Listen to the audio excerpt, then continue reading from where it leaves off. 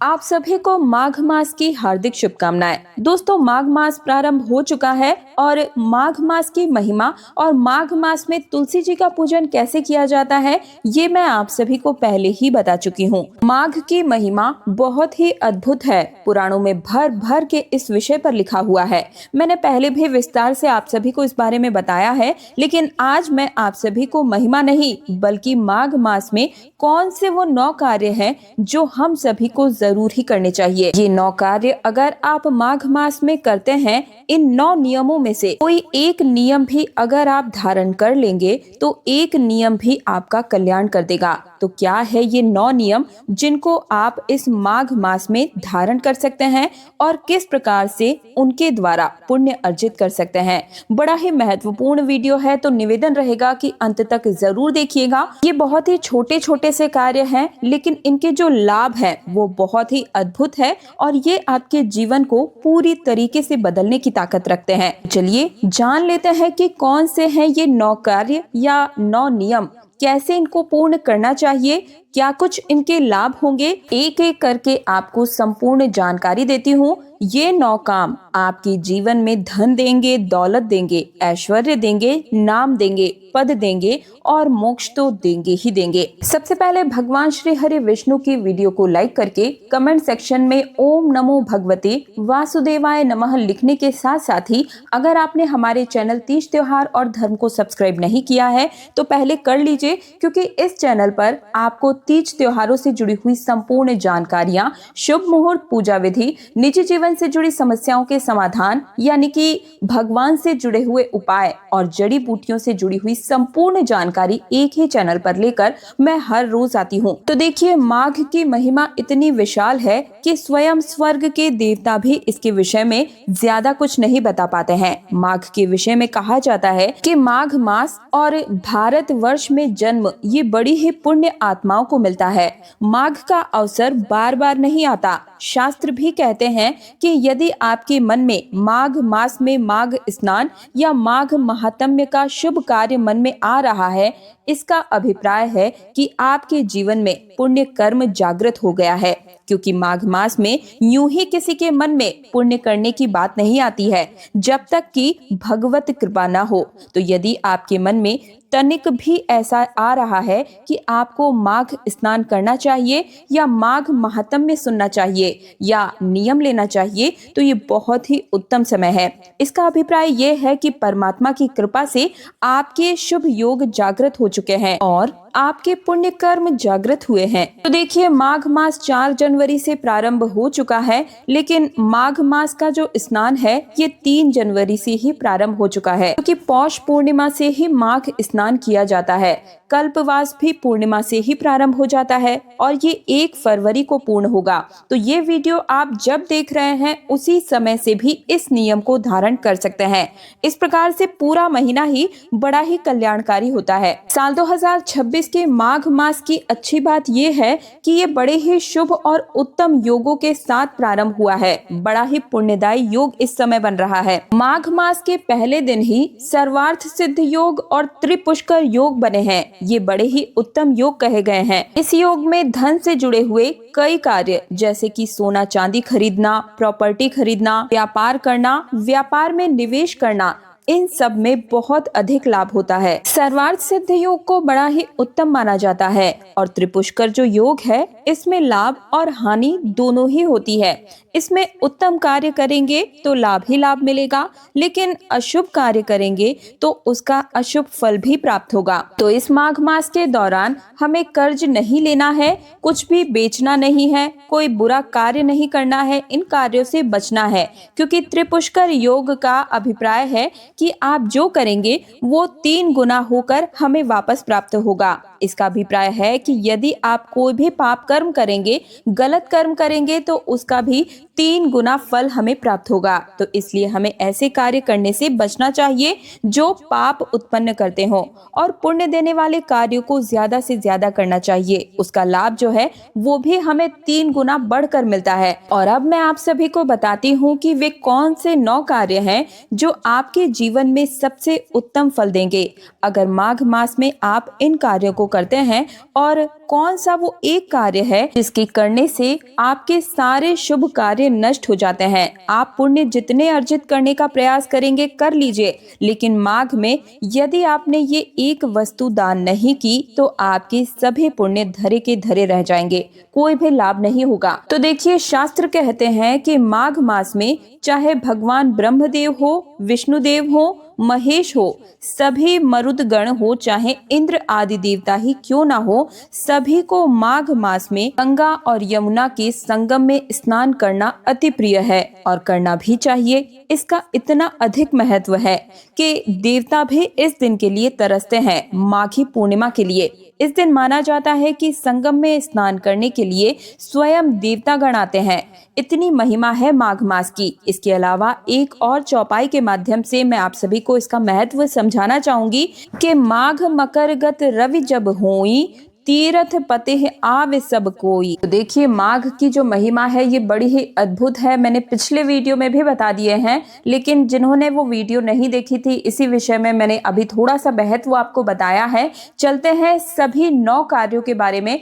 9 कार्य में से किसी एक कार्य को भी आपने कर लिया तो आप मान कर चलिए कि आपका जो भाग्य है, आपकी किस्मत है, आपका जो जीवन है वो तर जाएगा। तो देखिए, पहला जो कार्य है वो है गंगा स्नान। गंगा स्नान आपको माघ के महीने में अवश्य ही करना चाहिए। माघ मास में गंगा स्नान की महिमा शास्त्रों में तो कही ही गई है। आप सब भी जानते हैं कि गंगा स्नान तो जब भी किया जाए उतना ही पुण्यदायी होता है, लेकिन माघ में किया गया गंगा स्नान कई गुना ज्यादा फल बढ़ा कर देता है। शास्त्र में इसके विषय में लिखा है कि माघ मास में ब्रह्म मुहूर्त में स्नान करना सर्वश्रेष्ठ माना गया है। माघ के महीने में सुबह के समय ब्रह्म मुहूर्त में स्नान करने वाले को कभी भी दुर्गति प्राप्त नहीं होती है। तो कोशिश करें कि माघ के महीने में किसी भी एक दिन गंगा स्नान करें। गंगा स्नान ना कर पाए तो किसी भी पवित्र नदी में स्नान करें, और अगर इतना भी संभव ना हो पाए, क्योंकि जो गृहस्थ जीवन होता है उसमें समय मिलना बड़ा ही मुश्किल होता है,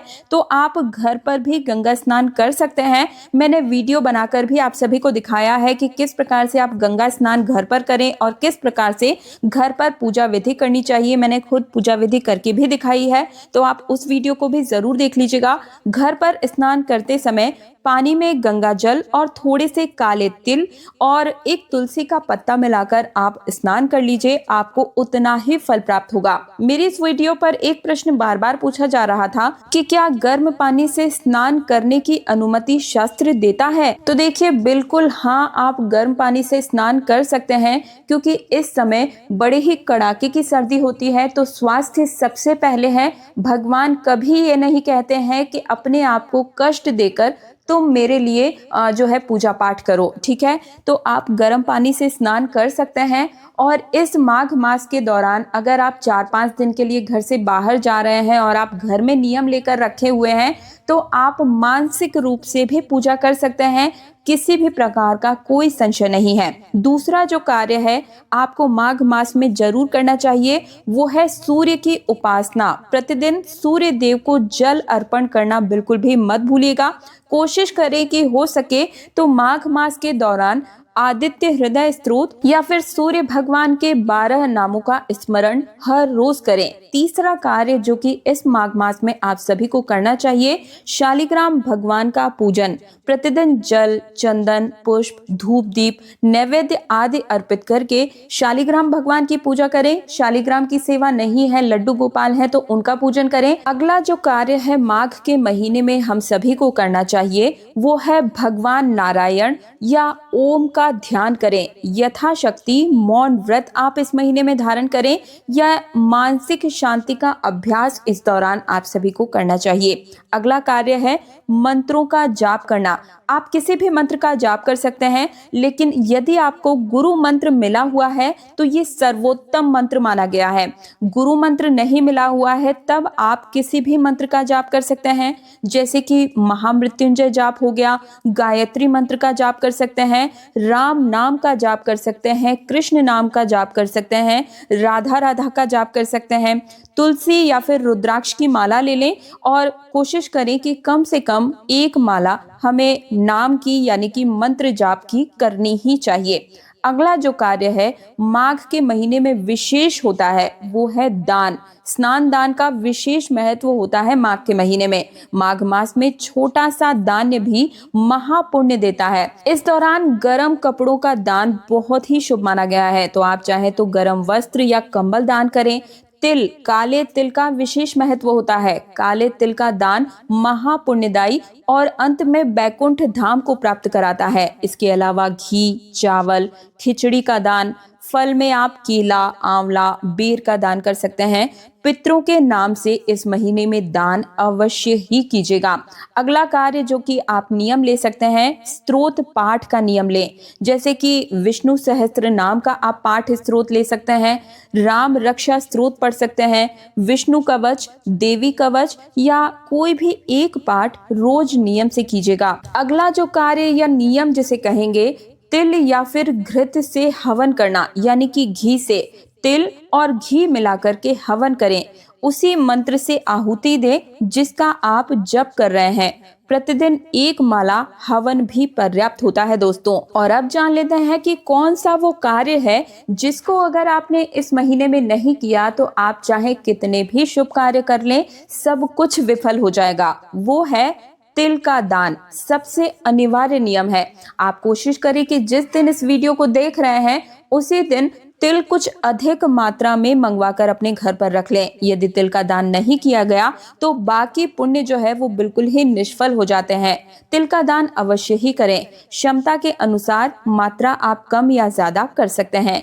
यही माघ का सबसे बड़ा नियम है दोस्तों। आप कोई और नियम उठाएं या ना उठाएं, लेकिन तिल के दान का नियम भी अगर आप उठा लेते हैं तो आपका जो जीवन है वो तर जाएगा। इसके अलावा माघ के महीने में आप एक समय का भोजन करें। शाकाहारी और फलाहारी भोजन का नियम आप ले सकते हैं। माघ के महीने में ब्राह्मण सेवा और पितृ तर्पण सर्वोपरि माना गया है, ये भी आप कर सकते हैं। तो देखिए, इस प्रकार से ये 9 कार्य में से कोई एक कार्य या एक नियम भी आप उठाते हैं, श्रद्धा से, भाव से धारण करते हैं, तो इससे आपके जीवन में धन, ऐश्वर्य, यश, संतति, सुख और अंत में मोक्ष की प्राप्ति बिल्कुल ही पक्की हो जाती है दोस्तों। तो ये थी माघ की महिमा और माघ के महीने में किए जाने वाले 9 नियमों में से किसी भी एक नियम को धारण करने के बारे में संपूर्ण जानकारी। एक निवेदन आप सबसे भी रहेगा कि माघ की इस वीडियो को हर सनातनी तक जरूर भेजिएगा, क्योंकि आज के समय में हम हिंदुओं का एक होना बहुत ही अनिवार्य हो गया है। वीडियो को लाइक करके कमेंट सेक्शन में जय श्री हरि विष्णु जरूर ही लिखिएगा। साथ ही हमारे चैनल तीज त्योहार और धर्म को सब्सक्राइब करके पास वाले बेल आइकन को जरूर प्रेस कीजिएगा। माघ के महीने में घर पर पूजा किस प्रकार से की जाती है, वीडियो नहीं देखा है तो जरूर देख लीजिएगा। लिंक भी मैं डिस्क्रिप्शन में भी डाल दूंगी, या आप मेरे चैनल में विजिट करके भी जरूर देखिएगा। मैं दिव्या आप सभी से आज्ञा चाहूंगी। हरे रामा हरे कृष्णा।